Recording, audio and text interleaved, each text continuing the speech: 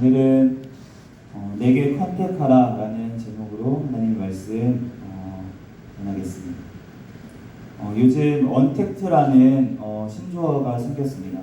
이는 연락이나 접촉을 뜻하는 컨택트라는 단어에 부정의 의미를 담은 접두사 언이 합쳐져서 생성된 단어입니다. 이는 사람이 직접적으로 만나지 않는 것을 이제 이야기합니다. 우리말로는 비대면이라고 번역해서 지금 사용하고 있습니다. 비대면 쇼핑, 비대면 수업, 이런 것들은 있을 수 있다고 생각이 들어요. 그렇지만 지금 정부 지침으로 비대면 예배라는 이름으로 온라인 예배를 드리고 대형교회 중심으로 이를 지키는 것이 마치 이웃사랑의 실천인 것처럼 여기는 시대가 되었습니다. 코로나19 이후에 전국적으로 많은 예배당이 없어졌다는 얘기를 많이 들었는데 어저께 또 우리 장요한 목사님께서 말씀을 해주셨어요. 그래서 지금도 많은 교회 예배당들이 또 문을 닫고 또 이제 점점 줄어들고 있는 이러한 시대에 우리가 살고 있습니다. 온라인으로 예배 드리는 것에 대해서 많은 목회자들이 고민을 하고 또 무엇이 옳은지에 대해서도 여러 이야기를 하고 있습니다. 한국 기독교 목회자 협의회가 2020년 2월에 실시한 여론조사에서 평소에 주일 예배를 드리던 교인 중에 지난 예배에 출석하지 않았다는 응답이 절반이 넘는 57%였고 이 중에서도 62%는 온라인 등으로 예배를 드렸지만 38%는 아예 주일 예배를 드리지 않았다고 합니다. 이러한 상황은 코로나19가 종식되더라도 교회에 가지 않거나 계속 집에서 온라인으로 예배 드리려고 하는 교인이 많을 것으로 예상할 수 있습니다. 그런데 코로나19 이후에 더 심각한 전염병이 돌면은 그러면 어떻게 될까요? 로마서 12장 2절 말씀에 너희는 이 세대를 본받지 말고 오직 마음을 새롭게 함으로 변화를 받아 하나님의 선하시고 기뻐하시고 온전하신 뜻이 무엇인지 분별하도록 하라 라고 하십니다. 우리는 올바로 분별해야 될 줄로 믿습니다. 오늘은 이러한 시대에 우리가 어떻게 살아가야 될지 하나님의 말씀을 살펴보면서 은혜를 나누고자 합니다. 첫째로 하나님께서 흩어지게 하십니다. 오늘 본문 1절과 2절 말씀에 나는 참 포도나무요 내 아버지는 농부라 무릇 내게 붙어있어 열매를 맺지 아니하는 가지는 아버지께서 그것을 제거해 버리시고 라고 하십니다. 바벨론에 의해서 이스라엘이 흩어진 것은 하나님께서 하신 것임을 알 수가 있습니다. 남유다가 바벨론에 멸망할 때까지도 유다 백성들은 하나님의 선민이기 때문에 우리는 결코 안전할 것이고 멸망하지 않을 것이고 또 하나님의 지상 임재 처소가 있는 예루살렘은 안전할 것이라고 확신을 하였습니다. 신명기 28장 25절 말씀에 여호와께서 내 적군 앞에서 너를 패하게 하시리니 내가 그들을 치러 한 길로 나가서 그들 앞에서 7길로 도망할 것이요 내가 땅의 모든 나라에 흩어지고 라고 하셨습니다. 택하신 민족이라도 하나님의 말씀에 불순종하고 행하지 않으면 흩어질 것이라는 하나님의 말씀은 까맣게 읽고 그들이 죄 가운데로 행했습니다. 하나님께서는 많은 선지자들을 보내셔서 회개하라고 돌아오라고 그렇게 말씀하셨지만 하나님께서 오래오래 참으시다가 결국은 돌아오지 않으니까 바벨론을 통해서 이스라엘 백성을 흩어지게 하셨습니다. 에스겔서 4장 13절 말씀에 또 여호와께서 이르시되 내가 여러 나라들로 쫓아내어 흩어버릴 이스라엘 자손이 거기서 이같이 부정한 떡을 먹으리라 라고 하십니다. 오늘날에도 교회가 하나님의 뜻대로 행하지 않고 범죄했기에 코로나19라는 전염병을 통해서 하나님께서 흩어지게 하셨습니다. 하지만 하나님께서 흩어지게 하신 이유는 죄를 깨닫고 회개하게 하시기 위함입니다. 1950년 9월 15일은 인천 상륙작전이 실행된 날입니다. 공산군에 의해서 3개월 만에 부산을 제외한 모든 것을 빼앗겼던 상황에서 인천 상륙작전의 성공으로 열세 있었던 전쟁의 전황이 뒤집혔고 서울이 수복되었습니다. 그러나 이 사건의 배후에는 철저한 회개의 기도가 있었습니다. 주기철 목사님과 함께 신사 참배를 거부하여서 옥살이를 했었던 한상동 목사님께서 당시 심호하시던 부산 초량교회에서 수많은 목회자와 또 성도들이 모여서 기도회를 하였습니다. 이때 일제시대의 우상숭배한 죄와 공산당에 또한 쫓겨서 교인들을 버리고 도망친 죄들을 하나님 앞에 눈물로 철저하게 회개를 하였습니다. 이러한 회개의 기도를 하나님께서 보시고 용서하시고 우리 민족을 살리신 줄로 믿습니다. 역대하 7장 14절에 내 이름으로 일컫는 내 백성이 그들의 악한 길에서 떠나 스스로 낮추고 기도하여 내 얼굴을 찾으면 내가 하늘에서 듣고 그들의 죄를 사하고 그들의 땅을 고칠지라 라고 하십니다. 지금 우리도 교회가 세상에서 오히려 지탄을 받고 예배 드리려 모이는 것도 눈치가 보는 그런 시대가 되었지만 우리가 하나님 앞에 회개할 때 우리들을 또 교회들을 이 나라를 하나님께서 다시금 회복시키실 줄로 믿습니다. 둘째로 하나님께서 모이게 하십니다. 하나님께서 구약의 많은 선지자들을 세우신 이유는 이스라엘이 돌아오고 모이게 하시기 위함이었습니다. 이사야서 49장 5절 말씀에 이제 여호와께서 말씀하시나니 그는 태에서부터 나를 그의 종으로 지으신 이시요 야곱을 그에게로 돌아오게 하시는 이시니 이스라엘이 그에게로 모이는도다 라고 하십니다. 이스라엘이 돌아와서 모이게 하시려고 하나님께서 모태에서부터 이사야 선지자를 세우셨다는 것입니다. 오늘 이 성회에 정말 하나님께서 우리 귀한 목사님들 하나님께서 이 자리에 불러 모아주셨는데 하나님께서 우리를 세우신 이유는 우리 목사님들을 하나님께서 세우신 이유는 모태에서부터 정말 하나님께서 택하셔서 하나님의 백성들 죄 가운데 걸어가고 있는 이 땅의 백성들을 하나님께로 돌아오게 하시기 위해서 하나님께서 우리 귀한 목사님들을 세우신 줄로 믿습니다. 하나님께서 이 시간 모이게 하신 우리가 이유가 있는 것 같아요. 사무엘 선지자가 활동하던 시기에 블레셋이 그 이스라엘을 매우 괴롭혔습니다. 이에 사무엘이 온 이스라엘을 미스바로 모이게 합니다. 미스바에 모여서 금식하면서 회개하면서 하나님 앞에 기도하고 있는데 이스라엘이 미스바에 모였다는 소식을 듣고 오히려 블레셋이 쳐들어오는 것이에요. 이에 사무엘 선지자가 어린 양을 취해서 번제로 드리고 하나님 앞에 기도하니 하나님께서 블레셋 사람에게 천둥과 번개를 내리셔서 물리치심을 알 수가 있습니다. 이에 사무엘상 7장 12절 말씀에 사무엘이 돌을 취하여 미스바와 센 사이에 세워 이르되 여호와께서 여기까지 우리를 도우셨다 하고 그 이름을 에베네셀이라고 하니라 라고 합니다. 하나님께서 도우셔서 미스바로 모여서 회개하게 하시고 또 어린 양을 취하여 번제로 드리고 기도하니 블레셋이 물러간 것입니다. 지금도 코로나 시대에 모여서 예배드리면 모여서 집회를 한다고 하면 오히려 공격이 올 수도 있습니다. 그러나 예수 그리스도를 의지하여서 회개하면서 예배 드릴 때 모든 대적들을 하나님께서 물리치실 줄로 믿습니다. 히브리서 10장 25절에 모이기를 패하는 어떤 사람들의 습관과 같이 하지 말고 오직 권하여 그날이 가까움을 볼수록 더욱 그리하자라고 하셨습니다.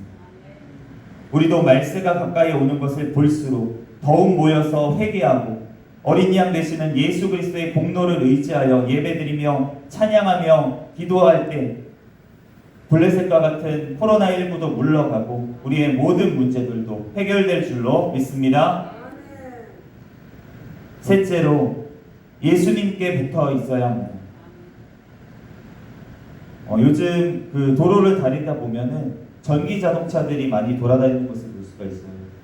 그 하늘색 번호판을 달고 다니는 차들이 이제 전기 자동차들입니다. 요즘 나온 좋은 전기 자동차는 한 번 충전하면 500km 이상을 운전할 수 있다고 해요. 그러니까 지금 서울에서 이 서산까지 왕복할 수 있는 그 정도까지 이렇게 운행을 할 수가 있습니다. 그러나 계속 아무리 좋은 전기 자동차라도 계속 운전하고 다닐 수는 없습니다.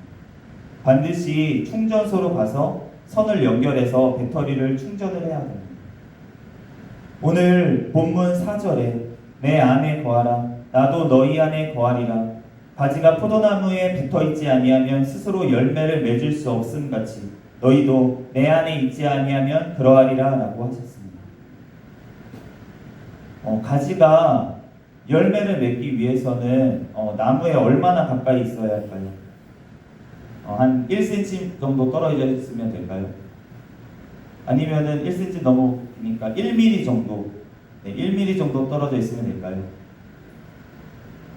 아니면은 1나노, 1나노는 저희 머리카락 두께가 100마이크로라고 하는데 이거보다도 10만 분의 1 정도로 작은, 거의 눈에 보이지도 않는 그러한 간격입니다. 그런데 1나노 떨어져 있다고 하더라고요. 그 가지가 완전히 나무에 붙어있지 아니하면 열매를 맺을 수가 없습니다. 우리가 아무리 교회에 모여서 예배를 드리는 것 같이 보여도 우리가 성령으로 거듭나서 예수님과 완전히 하나가 되지 않으면 하나님께서 우리의 삶 속에 열매를 맺으실 수가 없습니다. 우리가 손가락을 움직일 수 있는 것이 이 몸과 수많은 신경과 또 혈관들로 그렇게 연결되어 있기 때문입니다. 이와 같이 우리는 예수님을 떠나서는 살 수가 없습니다. 마태복음 14장에 보면 베드로가 이제 물 위로 걸어오시는 예수님을 보고 자기도 걷고 싶은 거예요. 그러니까 예수님께 말씀을 드립니다.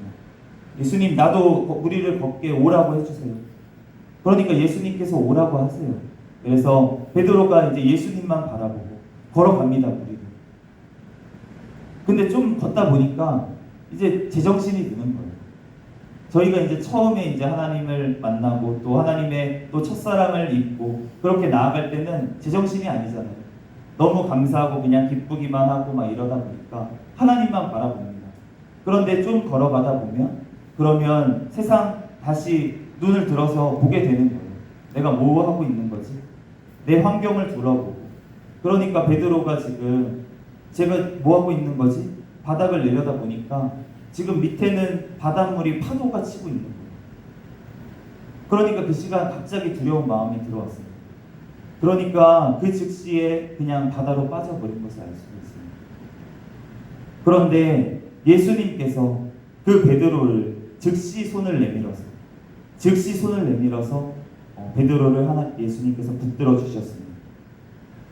우리가 믿음으로 세상을 바라보지 않고 예수님만 바라보며 나아갈 때는 세상의 영향을 받지 않습니다. 그런데 바람으로 인해서 출렁이는 파도를 보고 우리가 물에 빠질 수밖에 없어요. 하지만 우리가 세상을 보고 이렇게 빠져 있을 때라도 예수님께서 붙잡아 주셔서 그 손에 붙들려 있으면 우리가 환난에서도 구원을 받게 되는 것입니다. 신명기 4장 4절 말씀에 오직 너희의 하나님 여호와께 붙어 떠나지 않는 너희는 오늘까지 다 생존하였느니라 라고 하였습니다. 출애굽을 하여서 애굽의 군대의 추격과 또 홍해의 또한 가로막힘과 또 난공불락 성인 여리고성 또 아이성 또 모압과 암몬 등 수많은 대적과 수많은 위협 속에서도 하나님께 붙어서 떠나지 않았던 이스라엘 백성들은 모두 살았다는 하나님께서 말씀하셨습니다. 우리는 잠시라도 예수님께로부터 눈을 떼면 안 됩니다. 세상을 바라보는 순간 우리는 질 수밖에 없습니다. 그러므로 우리는 날마다 정말 숨쉬는 순간마다 세상이 아닌 예수님을 바라봐야 합니다. 포도나무에 가지가 잘 붙어 있으면 나무로부터 가지에 영양분과 물이 공급되어서 때가 되면 열매를 맺히는 것과 같이 우리가 예수님 안에 거하면 예수 그리스도의 영이신 성령님께서 우리 가운데 거하시게 됩니다. 그러면 우리의 삶 가운데 성령의 열매가 나타날 것입니다. 에베소서 2장 22절 말씀에 너희도 성령 안에서 하나님이 거하실 처소가 되기 위하여 그리스도 예수 안에서 함께 지어져 가느니라 라고 말씀하셨습니다. 우리는 하나님의 성전입니다. 그러나 아직은 완성되지 않은 성전입니다. 하나님의 거하실 성전으로 하나님께서 성령님께서 날마다 우리를 지어가고 계십니다.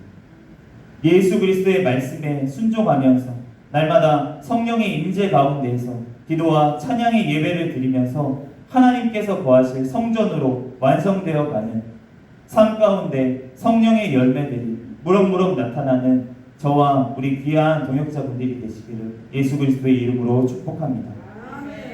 오늘 본문 말씀 8절 말씀에 너희가 열매를 많이 맺으면 내 아버지께서 영광을 받으실 것이요 너희는 내 제자가 되리라 라고 말씀하십니다. 우리가 어저께 이제 말씀을 들어서 저녁 예배 때 말씀을 들었는데 우리의 삶에 성령의 우리가 은사를 가지신 분들이 많이 있죠. 여기도 이제 은사를 가지신 분들도 많이 계실 거예요. 그런데 하나님께서 성령의 은사가 아니라 성령의 열매가 중요하다고 어저께 최 목사님께서 말씀해 주셨습니다.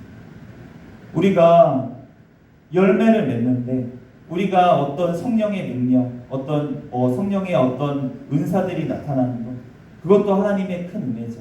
그렇지만 어저께 말씀드린 것처럼 그런 능력을 가졌다고 하더라도 예수님 안에 붙어있지 않으면 그러면은 밖에 버려져서 가지처럼 밖에 버려져서 말라서 불에 던져 살라지는 거죠.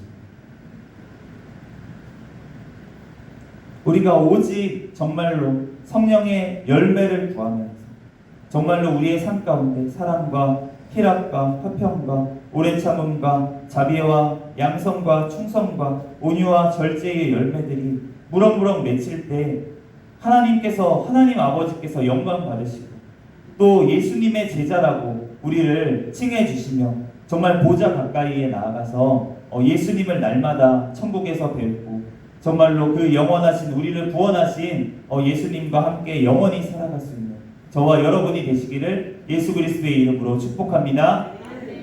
잠시 기도하시고 말씀을 마치겠습니다.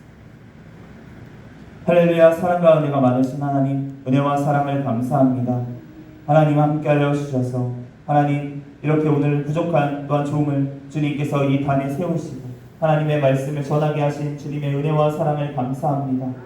하나님 지옥에 갈 수밖에 없던 이 영혼을 주님께서 구원하여 주신 것도 감사한데 또한 하나님의 귀한 사명, 하나님의 복음을 예수 그리스도를 증거할 수 있는 아버지 귀한 직분도 맡겨주신 주님의 은혜와 사랑을 감사합니다. 하나님의 아버지 하나님 첫사랑을 잊지 아니하고 오직 아버지 하나님 예수님께 잘 붙어서 주님의 말씀에 순종하며 날마다 걸어가서 성령님께서 내주하시는 성령님께서 나의 삶을 운행하시는 우리의 삶을 운행하시는 귀한 삶으로 나아갈 수 있도록 인도하여 주시옵소서. 우리 귀한 아버지 하나님, 귀한 목사님들 또한 우리 사모님 또한 아버지 하나님 주님께서 아버지 하나님 이 자리로 불러모아 주셨사옵니다. 하나님 이제 남은 성회 가운데서도 성령님께서 더욱더 우리에게 충만한 은혜로 채워주셔서 하나님 세상 가운데 또 교회 지교회 가운데 나아가서 아버지 하나님 섬기며 하나님의 사랑을 전할 때 아버지 하나님 성령님께서 역사하여 주시고 성령의 충만함으로 아버지 하나님 우리에게 더 큰 힘과 능력으로 성령의 열매들이 무럭무럭 맺히는 제자의 삶을 살아가는 우리 귀한 목사님들과 아버지 사모님 될 수 있도록 성령님 역사하여 주시옵소서. 이 시간 가운데 우리와 함께 하시고 역사하시는 주님 감사하며 거룩하신 예수 그리스도의 이름으로 기도드립니다.